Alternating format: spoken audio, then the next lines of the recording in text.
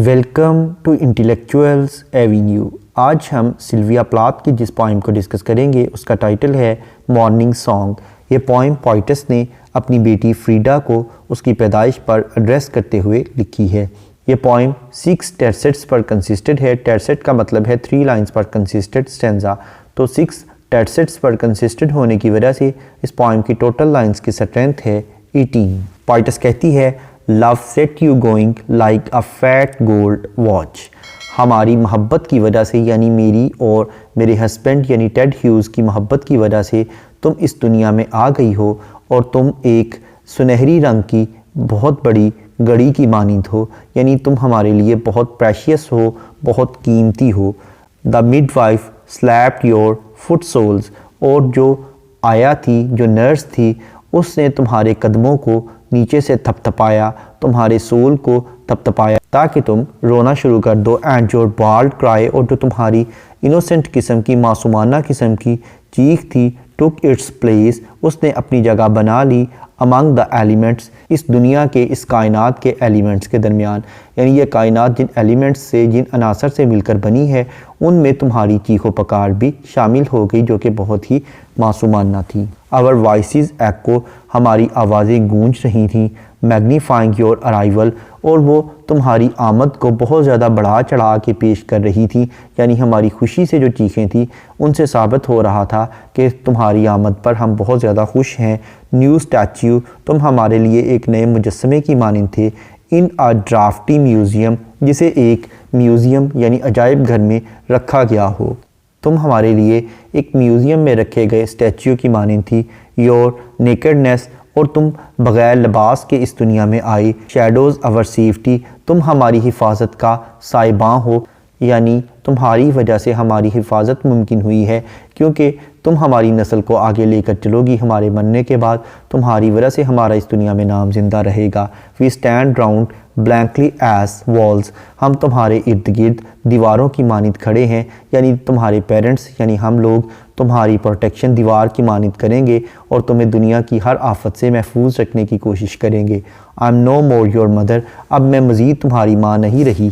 Then the cloud, एक बादल की मानिंद that distils a mirror to reflect its own slow, एक ऐसे बादल की मानिंद जो कि एक शीशे की मानिंद, एक आईने की मानिंद ख़त्म कर देता है, गायब कर देता है, और जिसमें से इसकी अपनी ही रोशनी मुनक्किस होती है। अफेसमेंट एट द विंड्स हैंड, और जो कि हवा के ज़ोरों पर होता है, जो कि हवा के असर पर होता है।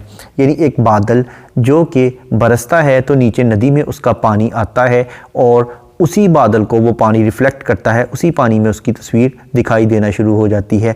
लेकिन वो हवा के रहमो करम पर होता है, जैसे ही हवा चलती है उस बादल को उस जगह से दूर ले जाती है। बिल्कुल इसी तरह से ही मेरी ज़िंदगी भी हवा के ज़ोर पर है।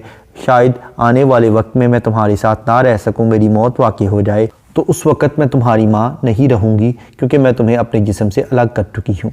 यानी यहाँ पर पोइटस ने आने वाले वक्त में अपनी सुसाइड अटेम्प्ट का भी इशारा दिया है। ऑल नाइट, सारी रात, योर बोथ ब्रेथ, तुम्हारा एक पतंगे की तरह का हल्का हल्का सांस, flickers among the flat pink roses, तुम्हारे गुलाब जैसे पिंक कलर के गुलाबी होंठों से निकल रहा था। यानी तुम अपने गुलाबी होंठों से हल्का हल्का मध्यम सा सांस ले रही थी। आई वेक टू लिसन, उसे सुनने के लिए मैं जाग गई। अ फार सी मूव्स इन माई एयर, और मुझे यूँ महसूस हो रहा था जैसा कि मेरे कान में किसी समुंदर की आवाज़ सुनाई दे रही हो। यानी तुम्हारी हल्की हल्की जो सांसें हैं वो समुंदर की लहरों के बुलंद होने की आवाज़ की मानिंद है। वन क्राई, तुम्हारी एक चीख। And I stumble from bed, उसे सुनकर मैं अपने बेड से लड़खड़ा कर उठ जाती हूँ। कॉ heavy and floral in my Victorian night gown, और मैं अपने रात का लिबास पहनकर सो रही होती हूँ। लेकिन जैसे ही तुम्हारी आवाज़ सुनाई देती है, तुम्हारी चीख सुनकर फ़ौरन मैं बेड से लड़खड़ा कर उठ जाती हूँ। Your mouth opens clean as a cat's, तुम्हारा मुंह एक बिल्ली की मानिंद खुलता है।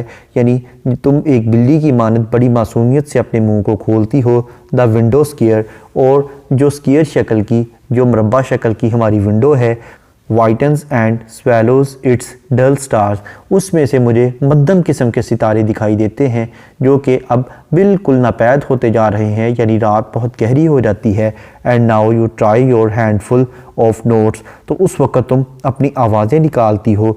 The clear vowels rise like balloons, और तुम्हारे जो वॉवल्स तुम्हारे मुंह से निकलते हैं, यानी छोटी छोटी आवाज़ें जो निकलती हैं, वो गुब्बारों की तरह हवा में उड़ रहे होते हैं। यानी हवा में उड़ते हुए गुब्बारे जिस तरह से कलरफुल दिखाई देते हैं, इसी तरह से तुम्हारे जो मुंह से निकलने वाली आवाज़ें हैं वो भी मुझे बहुत ही कलरफुल और दिलकश सुनाई देती हैं। इस पोइम का टेक्स्ट पढ़ने के बाद अब हम आते हैं इस पोइम में यूज़ होने वाली लिटरेरी टर्म्स या फिगर ऑफ स्पीच की जानिब। सबसे पहले हम देखते हैं सिमिली। सिमिली का मतलब है to compare two different things on the base of same traits, यानी एक जैसी सिफात की बुनियाद पर दो मुख्तलिफ चीज़ों का मुआवजा करना। जैसा कि लाइन नंबर 1 में पोइटस अपनी बच्ची को गोल्डन वॉच के साथ कंपेयर कर रही है। उसके बाद लाइन नंबर 6 में वो अपनी प्रेजेंस को दीवारों के साथ कंपेयर कर रही है, यानी हम तुम्हारी हिफाजत इस तरह से करेंगे जिस तरह से दीवारें इंसान की हिफाजत करती हैं।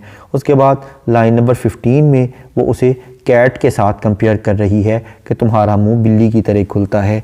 उसके बाद लाइन नंबर 18 में वो वावल्स को, जो आवाज़ें उस बच्ची के मुंह से निकलती हैं, उन्हें वो बैलून्स यानी गुब्बारों के साथ कंपेयर कर रही है।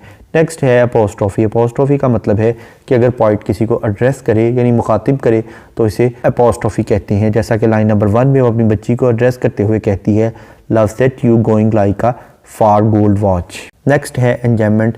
एंजॉयमेंट का मतलब है कि अगर किसी लाइन को पढ़ने के बाद उसकी प्रॉपर अंडरस्टैंडिंग डेवलप हो जाए और इसके लिए नेक्स्ट लाइन की सपोर्ट की ज़रूरत ना हो, तो ऐसी लाइन को एंड स्टॉप लाइन कहते हैं। इसके बरक्स अगर किसी लाइन को पढ़ने के बाद उसकी प्रॉपर अंडरस्टैंडिंग डेवलप ना हो बल्कि इसके लिए नेक्स्ट लाइन की सपोर्ट की ज़रूरत हो, तो ऐसी लाइन को रन ऑन लाइन कहते हैं और इस टेक्निक को एंजॉयमेंट कहते हैं। जैसा कि इस पोइम की लाइन नंबर 2 एक रन ऑन लाइन है, यानी इसमें एंजॉयमेंट की टेक्निक को यूज़ किया गया है। जैसा कि पोइटस कहती है, the midwife slapped your foot soles, यानी जो आया थी उसने तुम्हारे पाँव को थपथपाया। एंड योर बार्ड क्राई, और जो तुम्हारी चीख थी अब उसे क्या हुआ, वो लाइन नंबर 3 में बयान करती है, took its place among the elements, उसने कायनात के अनासर में अपनी जगह बना ली। नेक्स्ट है कायूरा। कायूरा का मतलब है कि अगर पोइट किसी लाइन में पॉज या ब्रेक लेने के लिए यानी वक्फा लेने के लिए कोई पंक्चुएशन मार्क यूज़ करे तो इसे कायूरा कहते हैं। जैसा कि लाइन नंबर 2 में the midwife slapped your foot soles के बाद कॉमा यूज़ किया गया है। नेक्स्ट है मेटाफर। मेटाफर का मतलब है किसी क्वालिटी की बेस पर किसी चीज़ को उससे बेटर या वर्स चीज़ डिक्लेयर कर देना।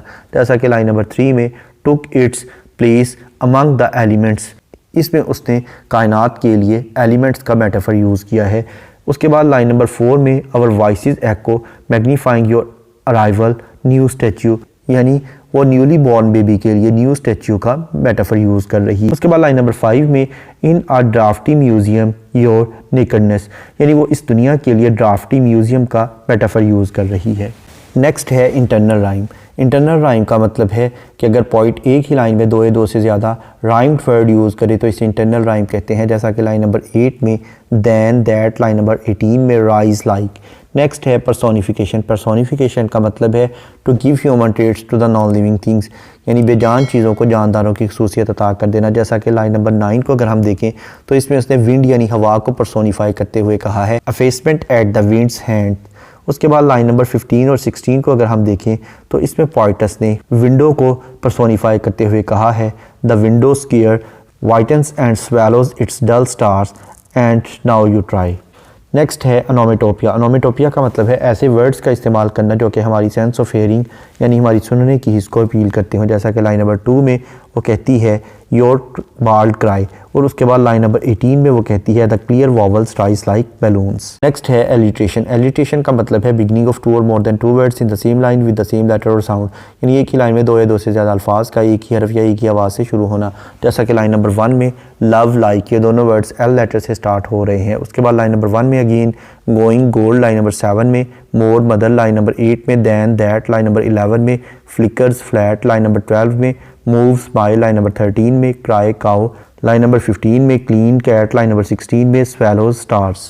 नेक्स्ट है कॉन्सोनेंस। कॉन्सोनेंस का मतलब है use of same consonant letter in the different words of the same line, यानी एक ही लाइन के मुख्तलिफ अल्फाज में एक ही कॉन्सोनेंट लेटर का इस्तेमाल करना। जैसा कि लाइन नंबर 1 में सेट फैट, इन दोनों वर्ड्स में टी लेटर यूज़ हुआ है जो कि कॉन्सोनेंट लेटर है। उसके बाद लाइन नंबर 4 में आवर योर, लाइन नंबर 7 में मोर योर मदर, लाइन नंबर 8 में दैन ऑन, लाइन नंबर 8 में again that reflect, line number 9 में विंड है, लाइन नंबर 10 में माउथ ब्रेथ, लाइन नंबर 12 में फार ईयर। नेक्स्ट है एसोनेंस। एसोनेंस का मतलब है use of same vowel letter in the different words of the same line, यानी एक ही लाइन के मुख्तलिफ अल्फाज में एक ही वावल लेटर का इस्तेमाल करना, जैसा कि लाइन नंबर 7 में नो मोर योर मदर, इन चारों वर्ड्स में ओ लेटर यूज़ हुआ है जो कि वावल है। उसके बाद लाइन नंबर 8 में दैन दैट, लाइन नंबर 18 में राइज लाइक। इसके अलावा पोइटस ने इमेजेस भी यूज़ किए हैं जैसा कि gold watch, midwife, foot soles, new statue, draughty museum, shadows, walls, mother, cloud, mirror, pink roses, sea, ear, bed, Victorian nightgown, cat, window square, dull stars, balloons. इसके अलावा poet's ने जक्स्टापोजिशन का use किया है। एक तरफ तो अपनी बच्ची के लिए वो बहुत ज़्यादा मोहब्बत का इजहार करती है और दूसरी जानिब वो अपनी बच्ची से जुदाई का जिक्र करती है कि मैं एक बादल की मानिंद हूँ जो कि हवा के रहमो करम पर है, शायद मैं अब तुम्हारी माँ ना रहूँ। उसके बाद अगर हम इस पोइम के थीम को देखें तो इसमें मैटरनल लव और केयर का जिक्र किया गया है, यानी एक माँ की अपने बच्चे के साथ मोहब्बत का और उसकी हिफाजत का जिक्र किया गया है। यहाँ पर यह पोइम ख़त्म हुई। इसके अलावा सिल्विया प्लाथ की दीगर पोइम्स को डिटेल में समझने के लिए इसी चैनल यानी इंटेलेक्चुअल्स एवेन्यू पर सिल्विया प्लाथ की प्लेलिस्ट को विज़िट करें। इसके अलावा जिन लिटरेरी टर्म्स का जिक्र इस पोइम में किया गया है उन तमाम टर्म्स को डिटेल में समझने के लिए इसी चैनल पर लिटरेरी टर्म्स की प्लेलिस्ट को विज़िट करें। इन दोनों प्लेलिस्ट्स का लिंक नीचे डिस्क्रिप्शन बॉक्स में मौजूद है। Thank you for attending this lecture.